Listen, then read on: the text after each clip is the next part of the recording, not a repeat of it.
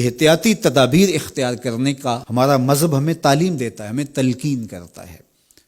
ہمیں جو آج محکمہ صحت کے کارپرداز، ذمہ داران اور آیان سلطنت بتا رہے ہیں، ہمارے دین نے ہمیں صدیوں قبل یہ بتایا ہے۔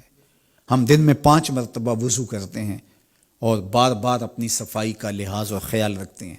ہمیں ہر طرح کی نجاست سے پاک رہنے کا اور صاف رہنے کا حکم دیا گیا ہے۔ تو اس لیے دریں حالات جو محکمہ صحت کی احتیاطی تدابیر ہیں جو بتائی گئی ہیں، ان پر عمل پیرا ہو کر کے اور پورے حزم و احتیاط کے ساتھ اپنا خیال رکھتے ہوئے، اپنے اطراف میں بستے ہوئے لوگوں کا خیال رکھتے ہوئے ہم اپنی زندگی کے شب و روز بسر کریں اور بلا ضرورت اختلاط نہ ہو، جہاں ضروری ہو وہ ایک امر آخر ہے۔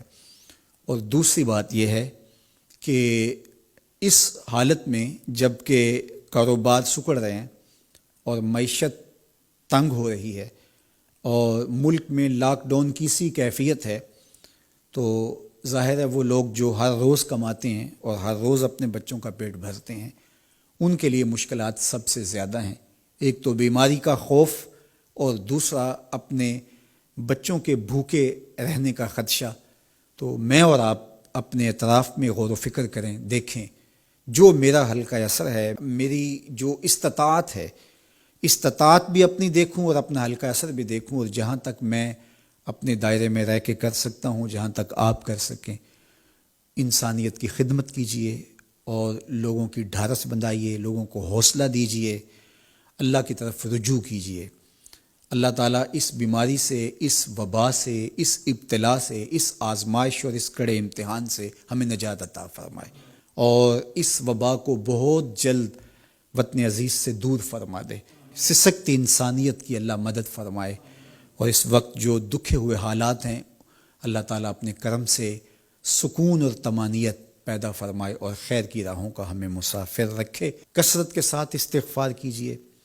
حضرت سیدنا عمر رضی اللہ تعالیٰ عنہ فرماتے ہیں کہ آسمان سے کڑکتی ہوئی بجلیاں بھی اتر رہی ہوں، جو استغفار کر رہا ہو اللہ اس کو محفوظ فرمائے گا۔ حضرت امام شافعی فرماتے ہیں کہ وبا کے لیے میں نے تسبیح سے بہتر کوئی وظیفہ نہیں دیکھا۔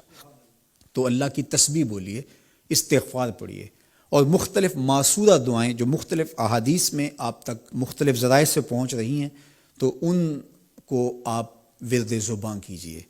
کرونا ایک دردناک مرض ہے اس وقت جو وبائی شکل اختیار کر گیا ہے، تو جتنا تذکرہ ہم بیٹھ کے اس کا کرتے ہیں تو اتنا ہی تسبیح و تحلیل، ذکر، اذکار اور معصورہ دعاؤں میں صرف کریں، قرآن مجید کی تلاوت کریں۔ وقت مل گیا، فرصت ہوئی تو قضا نمازیں اگر ہمارے ذمے ہیں تو اس موقع پہ ہمیں قضا نمازیں ادا کر کے اللہ کا قرض ادا کرنے کی کوشش بھی کرنی چاہیے۔